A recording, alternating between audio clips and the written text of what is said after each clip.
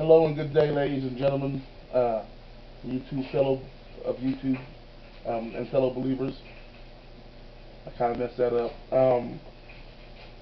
So this is my sixth video um, on different biblical teachings, different topics of the Bible, and this topic for this video is going to be about the rapture. When it comes to rapture, different denominations or different uh, breeds of um, Christianity, they have different beliefs. Um, some believe it's going to be a secret thing that happens um, where if somebody's driving a car, they'll get snatched out of the car and people are in trouble because that car is going to come and hurt somebody. Um, some believe that it's not going to be a secret rapture, but it's going to be a public rapture where Messiah is going to come, the sky is going to open, he's going to take us back to his Father's house, um, or to heaven. And then some believe something different. Today we're going to look into what the Bible is actually saying about um, the rapture, going to heaven, and look into it from what the Bible really says. A lot of people, a lot of us, we've inherited these different beliefs, these different doctrines. Um, it was told wrong to our grandfather or our great grandfather, and he passed it down to our grandfather, and he passed it down to our father, and our fathers passed it down to us. And so it doesn't matter that we're like third, fourth generation in this. If it's wrong, we have to line up with what the truth is. Um, and so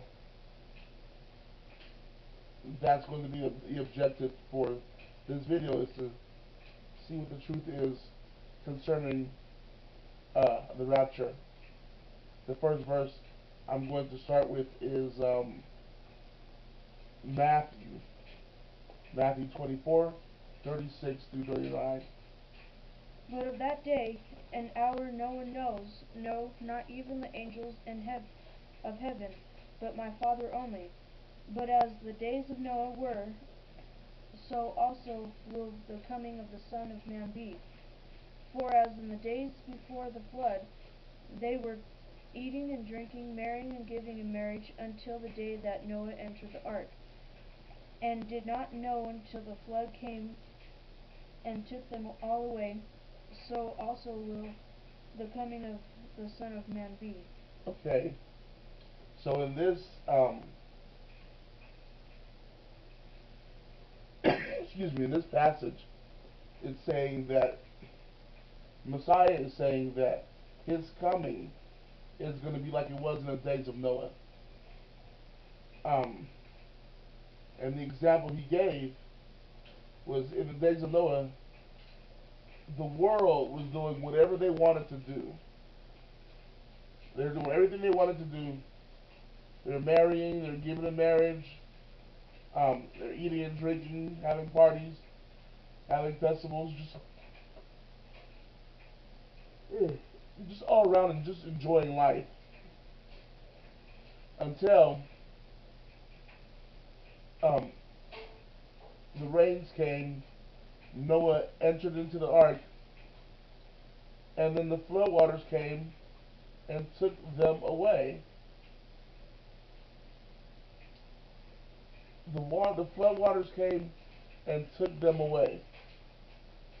So you have to figure if one group of people got taken away, that would imply that another group of people got left behind. That's what it's saying. And so, what group of people got taken away? Well, it was the wicked people. The nations that didn't want to prepare for the flood um, were taken away. And what group of people got left behind? Um, it was the righteous. Noah and his family were left behind. So, he's saying, Messiah is saying, his coming is going to be like it was in the days of Noah, where one group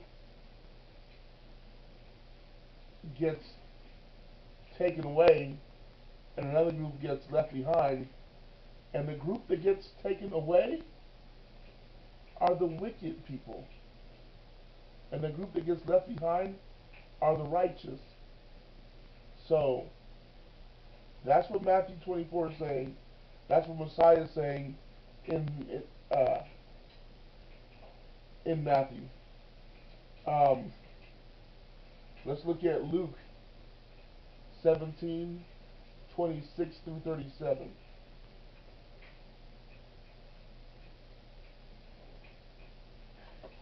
And as it was in the days of Noah, so it will be also in the days of the Son of Man. They ate, they drank, they married wives, they were given in marriage, until the day that Noah entered the ark. And the flood came and destroyed them all. Okay, stop.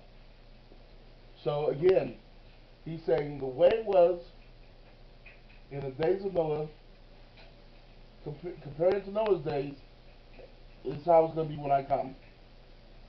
And he's saying they ate, they drank. Who's they? The wicked. The wicked people were eating and drinking and just all out, just enjoying life.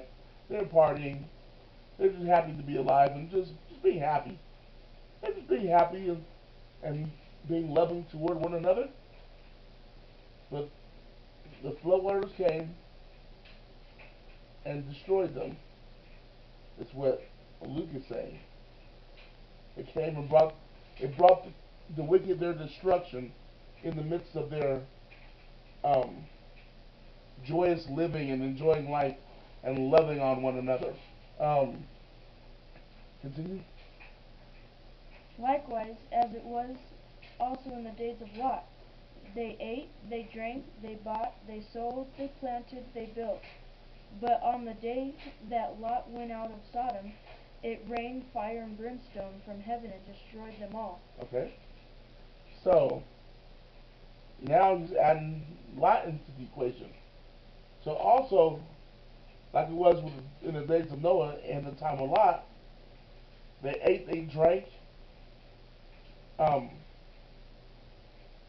they're just enjoying life, having a big old party, um, living joyously until Lot was taken. I mean, until Lot left the area, was led out of the area, and fire and brimstone came down and destroyed them. So in this scenario, the wicked of Sodom and Gomorrah in Luke chapter 17 is matching up with the wicked um, from Lot's day from Luke 17, and also matching up with the wicked. I'm sorry, the wicked in Sodom and Gomorrah from Lot's time is matching with the wicked from Noah's time, also in Luke, which is also matching up with the wicked from Noah's time, which is in Matthew. So all these verses are matching up with each other and saying the wicked people are doing whatever they want. They're enjoying life, living joyously. They get married. They're giving their daughters away in marriage and their sons away in marriage. Um, and then destruction comes to them. The floodwaters came and took them away, Matthew says.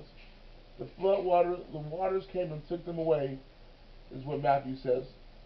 Luke says the waters came and destroyed them. When it comes to Sodom and Gomorrah, Luke says fire and brimstone came down and destroyed them. So in all these three, from these two verses, these three examples, they're matching up with each other.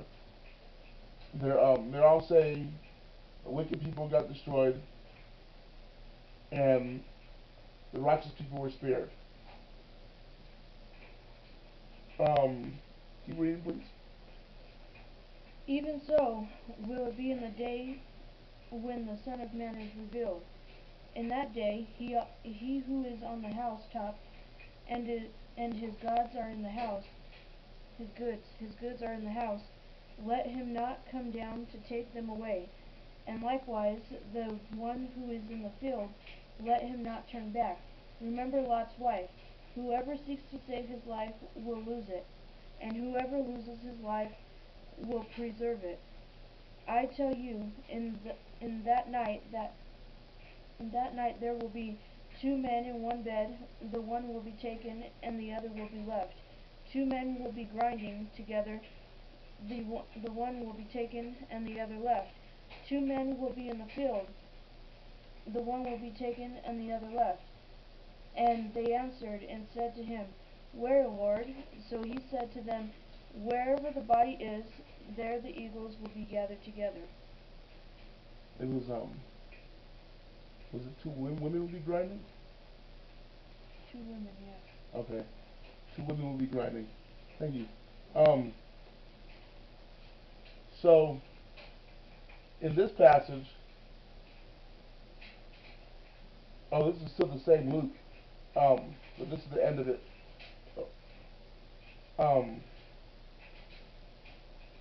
Messiah is telling the story of the time before he comes, and he says two men will be in the field, one will be taken, one will be left. Two women will be at the grinding at the mill, one will be taken, the other will be left, and two men will be in the bed, one will be taken, the other will be left. And then his disciples ask him, Where, Lord? So what are they saying? Where, Lord? Where what? Well, they're asking, where will they be taken? Because if one of them is left, well, we all assume left means left here on earth.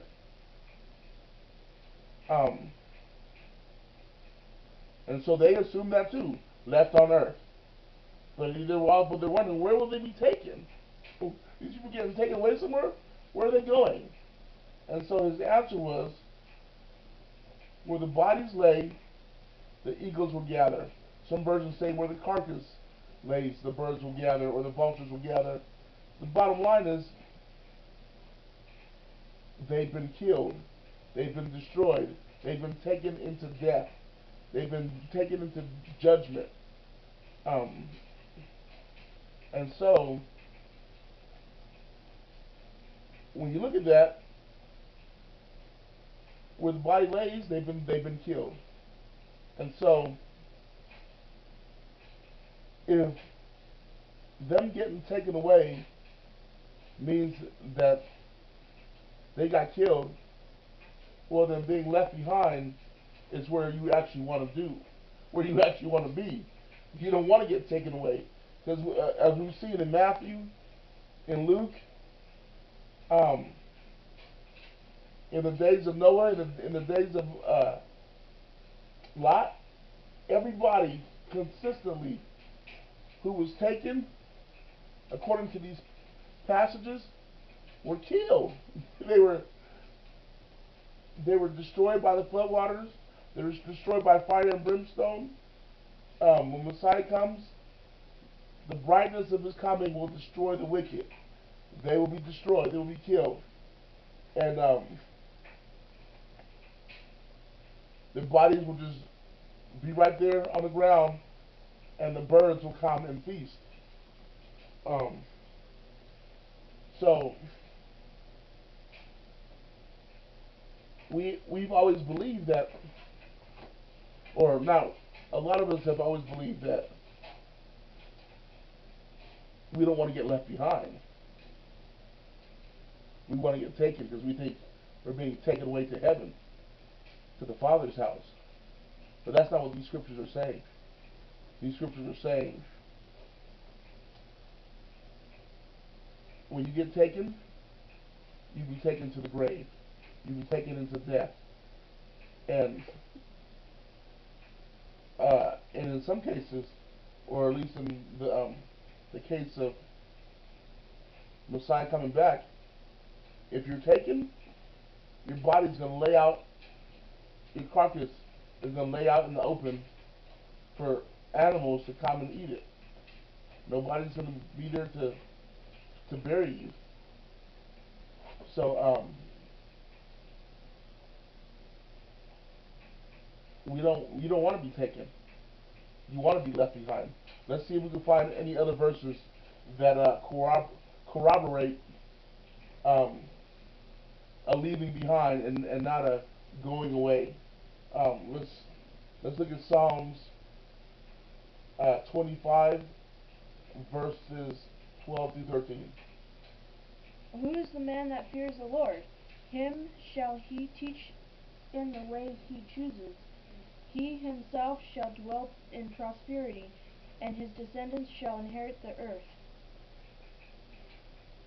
Right here is saying the man who fears the Lord will dwell in prosperity, in peace, and his descendants will inherit the earth. So if you fear the Lord, your descendants will inherit the earth. But inheriting the earth is the blessing for those who fear the Lord. It's the outcome for those that fear the Lord, inheriting the earth. So if you fear the Lord, inheriting the earth is something that you should look forward to. Can we look at Psalms 37:11?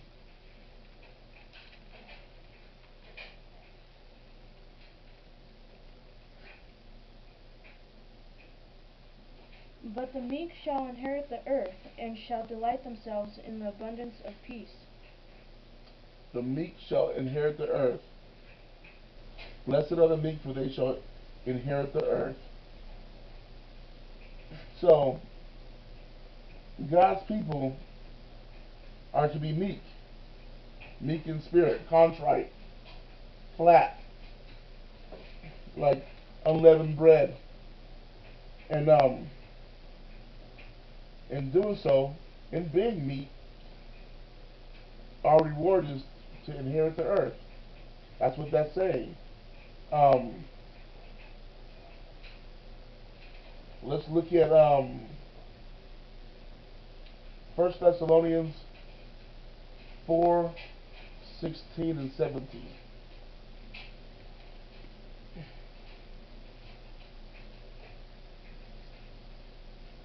16 through 17. For the Lord himself will descend from heaven with a shout, with the voice of an archangel, and with the trumpet of God. And the dead in Christ will rise first. Then he who are alive and remain shall be caught up together with them in the clouds to meet the Lord in the air, and thus we shall always be with the Lord. So that verse right there, 1 Thessalonians, it's saying, the Lord himself shall descend with a shout, and with the voice of the archangel.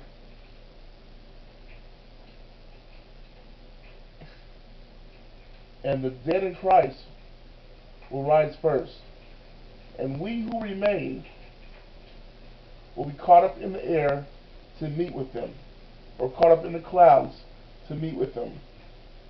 Um, so this is saying that right there, that's the extent of the rapture. That's as far as it's going to go. Being snatched off the earth and caught up in the clouds of the air to meet with the Lord and the saints that have gone before us or died.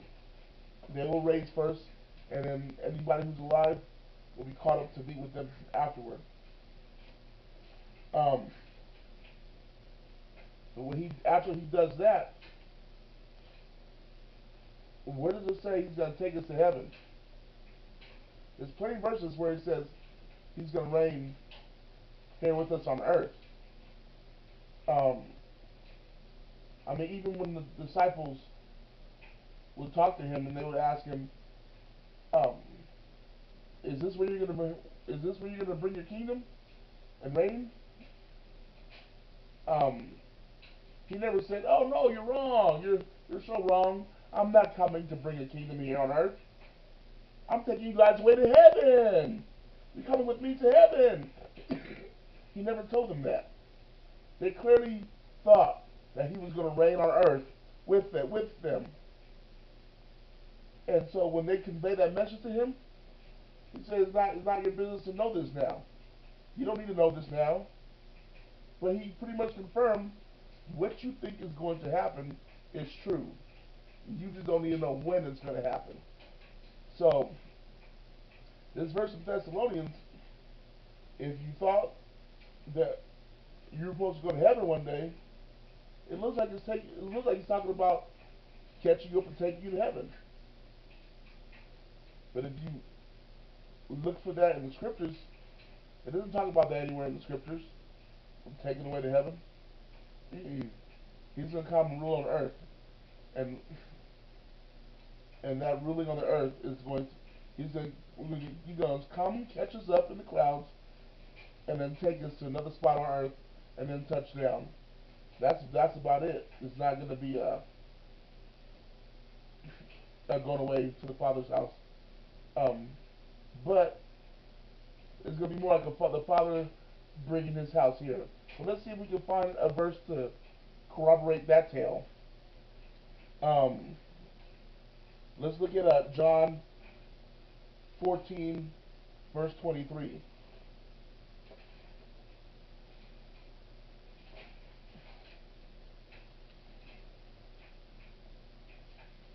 Jesus answered and said unto him, If a man love me, he will keep my words, and my Father will love him, and we will come unto him, and make our abode with him.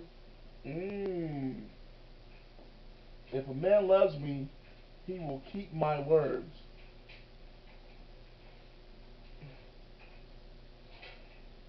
That means if I am your Lord, you will obey me, you will do what I say. But then he says, but me and my Father will come to him and make our abode with him. So the righteous, the people who do what he says, keeps his words, which is pretty much his law, um, he and his Father will come to them and live with them. Where are they going to come to? Well, he's already said the meek shall inherit the earth. He's already said the righteous. We've already read verses that talk about the righteous inheriting the earth. He's going to come to them on the earth and live with them on the earth, is what these verses are saying. There isn't going to be any taken away for the righteous. No. In the days of Noah, the righteous got left behind. Um, in the days of Lot, Lot was a righteous one. Him and his family, they were left to stay on the earth, left to live on the earth. The wicked people were taken away to no longer live on the earth, but to be dead. They're taken away to the grave, to be dead on the earth. Um,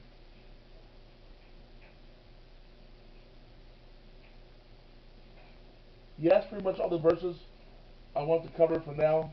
I may come back and do another round on that, especially if anybody feels they have verses to negate that and would like for me to explain those verses. I'll be more than happy to do so. Um, but I hope you like this video. Please like, share, and subscribe. Um, and if you're feeling generous, my YouTube, I'm sorry, my GoFundMe link will be at the bottom of the page. And have a good day, ladies and gentlemen of YouTube.